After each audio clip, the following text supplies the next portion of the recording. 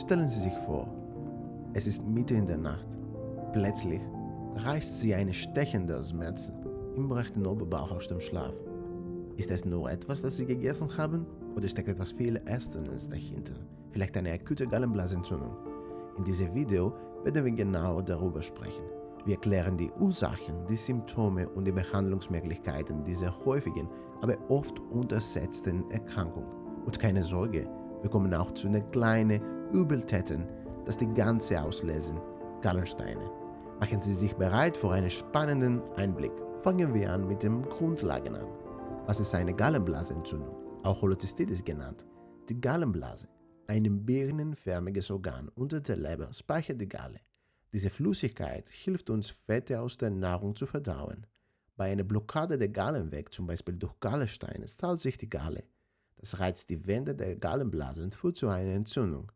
Man unterscheidet zwischen der akuten Cholezystitis, die plötzlich und heftig auftritt, und der chronischen Form, die sich langsam entwickelt. Beide Formen können ernsthafte Probleme verursachen, wenn sie nicht rechtzeitig behandelt werden.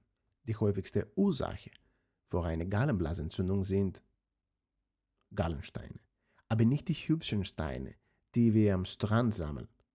Nein, wir sprechen von diesen kleinen, aber problematischen Übeltäten.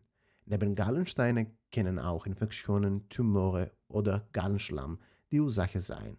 Wer ist besonders gefährdet? Denken Sie an die 4 Fs: Female, 40, Fat und Fertile. Frauen, Menschen über 40, Übergewichte und Schwangere. Wenn Sie diesen Inhalt hilfreich finden, dann nehmen Sie sich einen Moment Zeit.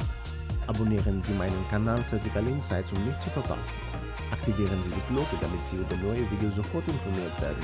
Und wenn Ihnen das Thema gefällt, hinterlassen Sie ein Like. Es hilft, diesen Kanal zu unterstützen. Vielen Dank für Ihre Unterstützung und jetzt zurück zum Thema. Wie erkennen Sie eine Gallenblasenentzündung? Zu den typischen Symptomen gehören starke Schmerzen im rechten Oberbauch, die oft bis in die rechte Schulter ausstrahlen. Begleitend treten Fieber, Übelkeit und Erbrechen auf.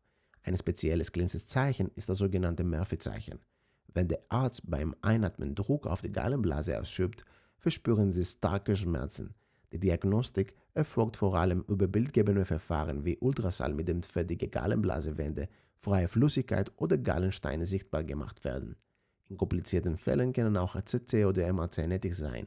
Zusätzlich helfen Laborwerte wie CRP und Leukozyten, den Entzündungsgrad einzusetzen. Wie behandelt man eine Gallenblasenentzündung? Die laparoskopische Cholezystektomie, also die minimale invasive Entfernung der Gallenblase, ist heutzutage der Standard. Sie bietet zahlreiche Vorteile: kleinere Narben, weniger Schmerzen und eine schnellere Erholung.